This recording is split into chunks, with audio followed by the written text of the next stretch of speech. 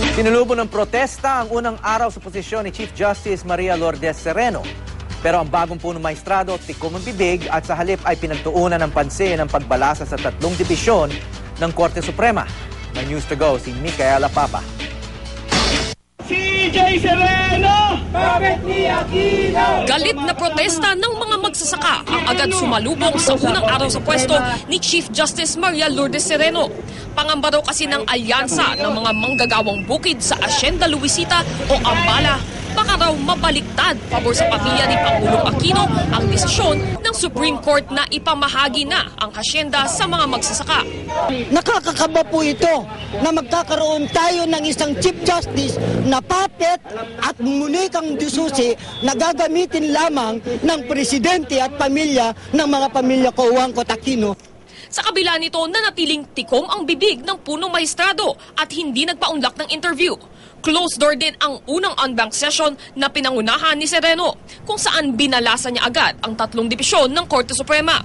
Si Sereno ang chairperson ng First Division, habang sina Associate Justices Antonio Carpio at Presbiterio Velasco Jr. naman ang mangunguna sa Second at Third Division.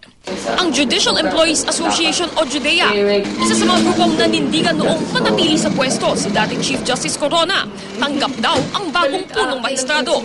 Ngunit giniit na mahigpit nilang babantayan ang mga unang buwan nito. Makukuha raw ni Sereno ang tiwala ng mga kawani kung magiging mas transparent ang korte sa koleksyong nakukuha mula sa mga kaso na nagiging basihan ng Special Allowance for the Judiciary o SAJ. Yung makita namin talaga yung koleksyon sa bawat region, sa bawat municipality and cities, kung magkano nire-remit nila sa Supreme Court. Ayon sa ilang opisyal ng gobyerno, malaking pagkakataon ang 18-year term ni Sereno para magpatupad ng malawakang reforma sa hudikatura.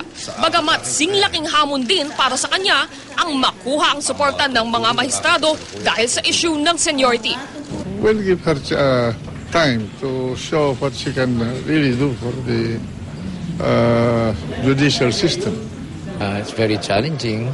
Yung dynamism na, I suppose, pinakabata yan, no? Siguro, dagdagan na lang natin ang dasal, no?